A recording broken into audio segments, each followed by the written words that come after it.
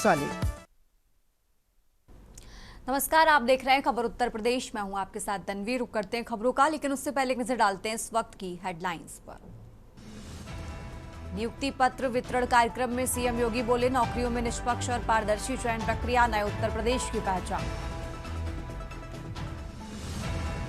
UP में सभी university व कॉलेजों में मान्यता और प्रवेश प्रक्रिया की होगी जांच, सीएम ने 15 दिन में तलब की रिपोर्ट।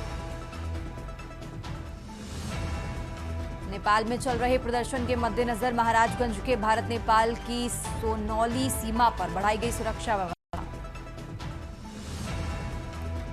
यूपी में अब ऐप से जुड़ेंगे सभी निजी विश्वविद्यालय एवं महाविद्यालय, उच्च शिक्षा मंत्री बोले, अनियमितता पर होगी कार्रवाई। अयोध्या में 18 घंटे बाद खुले राम मंदिर और हनुमानगढ़ी के कपाट, सरयू नदी के बाद दर्शन के लिए उमड़े श्रद्धालु। बरेली में मौलाना शहाबुद्दीन रजवी का विवादित बयान, कहा धीरेन्द्र शास्त्री हजरत आदम की औलाद। आप देख रहे हैं के न्यूज, खबरों का सारथी।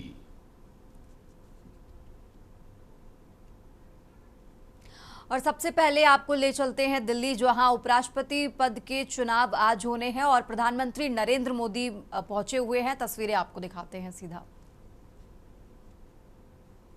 सांसद अपनी तरफ से स्वतंत्र होकर मतदान की प्रक्रिया में भाग लेते हैं। तो हमने देखा है कि चुनाव के दौरान है कि अपने अपने पक्ष में जो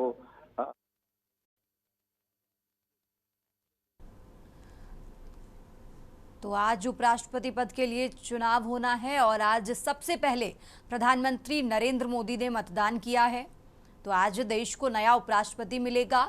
10 बजे से मतदान की जो प्रक्रिया है वो शुरू हो चुकी है और सबसे पहले प्रधानमंत्री नरेंद्र मोदी ने मतदान किया है। तस्वीरें आपको टीवी स्क्रीन पर दिखा रहे हैं। आज देश को नया उपराष्ट्रपति मिलेगा।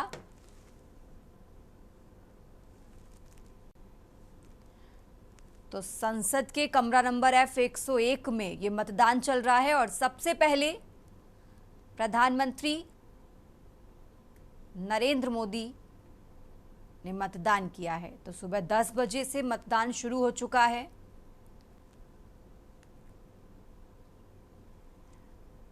शाम 5 बजे तक वोटिंग चलेगी और उसके बाद आज ही मतगणना होगी, यानी आज ही देश को नया उपराष्ट्रपति मिलेगा। प्रधानमंत्री नरेंद्र मोदी संसद भवन पहुंचे हैं। प्रक्रिया आगे बढ़ रही है। लगातार जो आंकड़े हैं किसका पलड़ा भारी, इसी पर ही लगातार चर्चाओं का दौर जारी है। लेकिन जिस तरह से ये वोटिंग हो रही है वो भी एक बेहद दिलचस्प है और ये पूरी प्रक्रिया को देखने का भी देश की जनता को एक मौका मिल रहा है। और नए संसद भवन में पहली बार वोटिंग हो रही है। बिल्कुल, नए संसद भवन में ये पहली बार वोटिंग हो रही है और उपराष्ट्रपति चुनाव इस समय नई संसद भवन के मसौदा में है। और हम देख रहे हैं कि इस समय राज्यसभा के जो उपसभापति हैं वो भी पहुंच चुके हैं, केंद्रीय कानून मंत्री भी हैं, सूचना प्रसारण राज्य मंत्री भी हैं। और हम देख रहे हैं कि प्रधानमंत्री नरेंद्र मोदी अपना वोट डालकर वो बाहर आ चुके हैं। और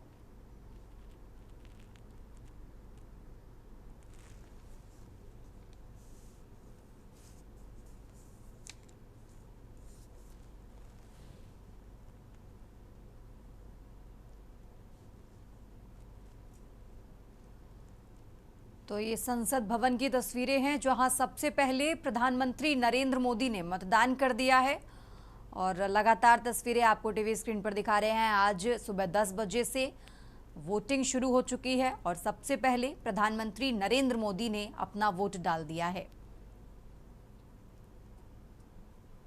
तो सुबह 10 बजे से उपराष्ट्रपति चुनाव के लिए मतदान आज शुरू हो चुका है। शाम 5 बजे तक चलेगा। लोकसभा और राज्यसभा के सभी सांसद आज मतदान करेंगे और सबसे पहले प्रधानमंत्री नरेंद्र मोदी ने अपना वोट डाल दिया है।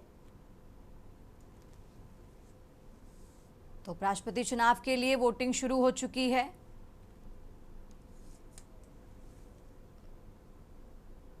सभी सांसद एक एक करके आज अपना वोट देंगे। तो आज देश को नया उपराष्ट्रपति मिल जाएगा। आज ही मतगणना होगी। 5 बजे तक वोटिंग का सिलसिला जारी रहेगा। जिसके बाद मतगणना होगी।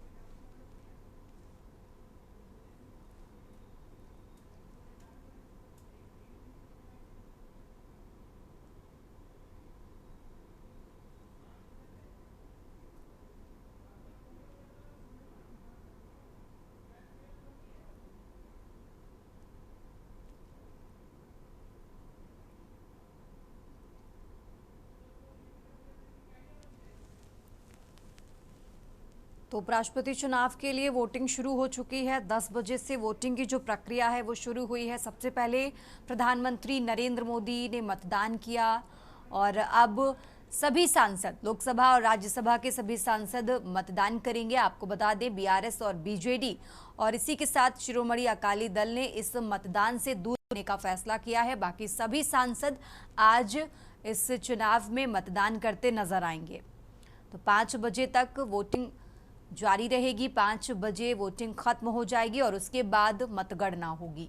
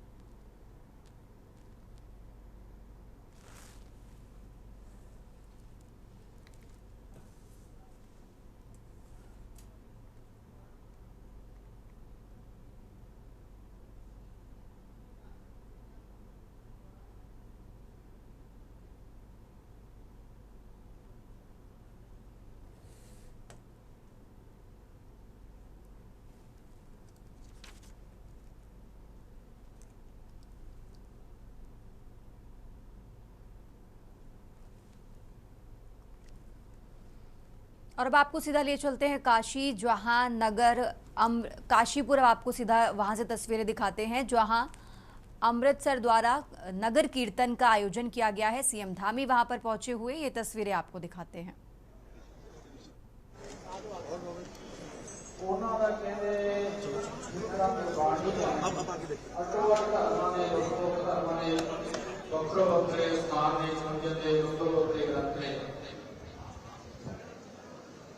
ਉਹਨਾਂ ਦੇ ਕਹਿੰਦੇ ਜਾਸ ਗੁਣ ਗਾਵਤ ਕਹਿੰਦੇ ਗੁਣ ਗਾ ਤਾਕੋ ਨਾਮ ਹੀਆ ਮੋਹ ਧਾਰੇ।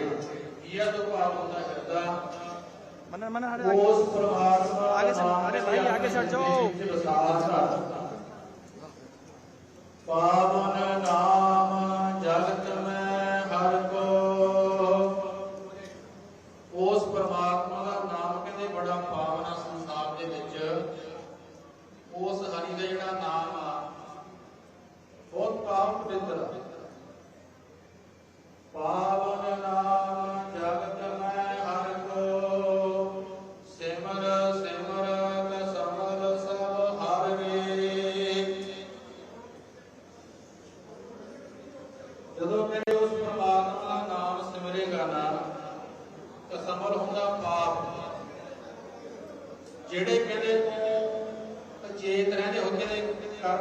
ਬਾਤ ਤੈਨੂੰ ਸੋਚੀ ਨਹੀਂ ਗੁਰੂ ਦੀ ਸੰਗਤ ਬਿਨਾ ਜਦੋਂ ਗੁਰੂ ਦੀ ਸੰਗਤ ਕਰੇਗਾ ਨਾਮ ਜਪੇਗਾ ਨਾ ਤੇਰੇ ਜਿਹੜੇ ਸਾਰੇ ਪਾਪ ਨੇ ਉਹ ਪ੍ਰਮਾਤਮਾ ਹੱਥ ਦੇਗਾ ਦੂਰ ਕਰ ਦੇਵੇਗਾ। ਮਾਨਸ ਦੇ ਬਹੁਰ ਮਹਿ ਪਾਵੈ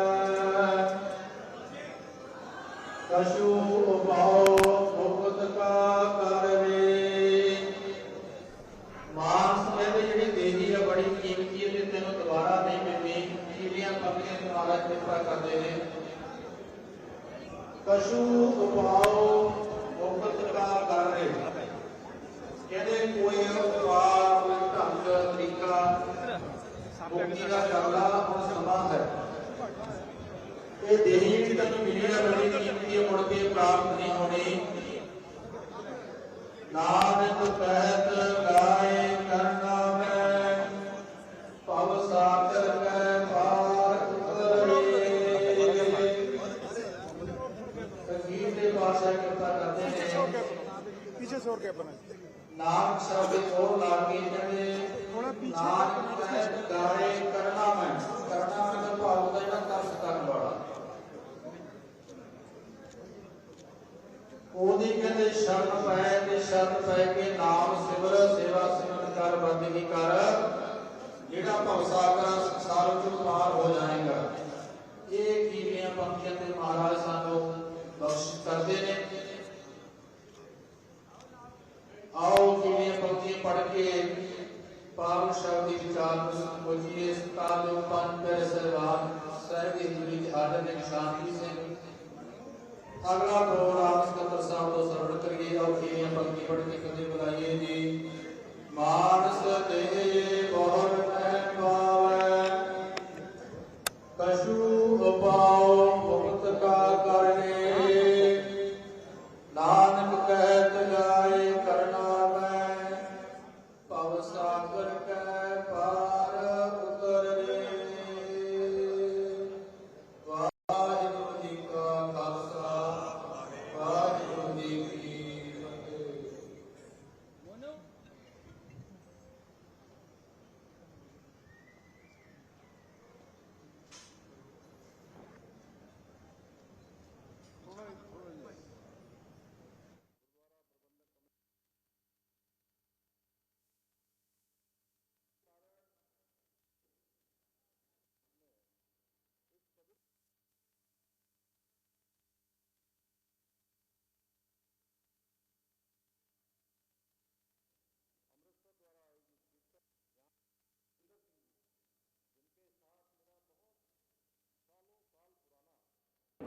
संबंध है।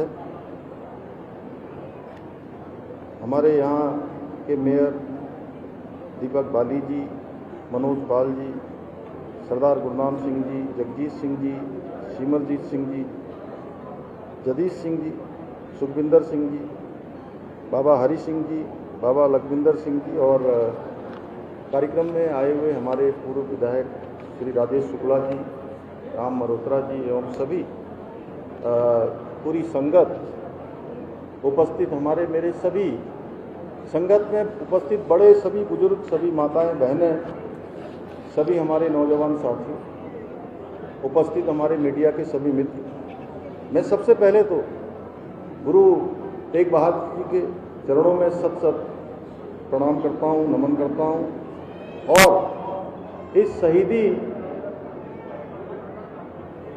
नगर कीर्तन के श्री ननकाना साहब आगमन पर संगत के सभी सदस्यों सभी उपस्थित महानुभावों का मैं देवभूमि उत्तराखंड के मुख्य सेवक के रूप में आप सभी का हृदय से स्वागत करता हूं, आप सबका अभिनंदन करता हूं।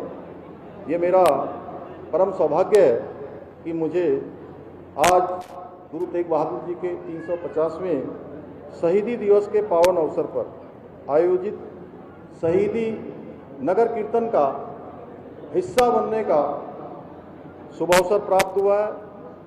और जैसा बताया गया कि नगर कीर्तन यात्रा असम के धोबड़ी साहिब से प्रारंभ होकर विभिन्न राज्यों से होते हुए 2500 किलोमीटर की यात्रा तय करके श्री आनंदपुर साहब पहुंचकर ये पूरी होगी। मेरा मानना है कि ये नगर कीर्तन केवल एक यात्रा नहीं है, बल्कि आस्था, एकता और हमारे गुरु साहब के संदेश को जन जन तक पहुंचाने का एक पवित्र अभियान है। भाइयों बहनों, गुरु तेग बहादुर जी ने उस संकटपूर्ण कालखंड में अपने प्राणों की आहुति दी जब हमारे देश की संस्कृति, धर्म और आत्मसम्मान पर गंभीर खतरा बना हुआ था। अभी मेरे से पहले आदरणीय चीमा साहब ने बहुत थोड़े शब्दों में उसको यहाँ पर व्यक्त भी किया। मात्र 14 वर्ष की अल्पायु में ही उन्होंने अपने पिता के साथ मुगलों के खिलाफ युद्ध में अद्वितीय वीरता का परिचय दिया। उनकी वीरता से प्रभावित होकर उनके पिता ने उनका नाम तेग बहादुर अर्थात तलवार का धनी रखा था। उन्होंने कश्मीरी पंडितों पर हो रहे औरंगजेब के अत्याचारों के खिलाफ आवाज बुलंद करते हुए कहा था, मैं हिंदुओं का पीर हूं, किसी भी हिंदू से पहले मुझे मुस्लिम धर्म कबूल करके दिखाइए। तो काशीपुर से सीएम धामी को आप सुन रहे थे, उनकी तरफ से कई महत्वपूर्ण बातें कही गई हैं। फिलहाल यहाँ रुकते हैं एक छोटे से ब्रेक के लिए, फौरन हाजिर होते हैं। आप देख रहे हैं के न्यूज, खबरों का सारथी। ब्रेक से वापस आ चुके हैं, रुक करते हैं खबरों का। बात कर रहे हैं ग्रेटर नोएडा की। ग्रेटर नोएडा से खबर आपको बता रहे हैं, जहां पुलिस और बदमाशों के बीच मुठभेड़ हुई है। तो पुलिस मुठभेड़ के दौरान एक बदमाश घायल हुआ। ग्रेटर नोएडा से खबर आपको बता रहे हैं, घायल बदमाश को फिलहाल अस्पताल में भर्ती कराया गया है। तो ग्रेटर नोएडा के बीटा 2 थाना पुलिस की मुठभेड़ हुई, जहां पुलिस और बदमाशों के बीच मुठभेड़ हुई है और मुठभेड़ के दौरान बदमाश घायल हुआ। फिलहाल उसे इलाज के लिए अस्पताल में भर्ती कराया गया है। ग्रेटर नोएडा से खबर आपको बता रहे हैं, घायल बदमाश को अस्पताल में कराया गया भर्ती।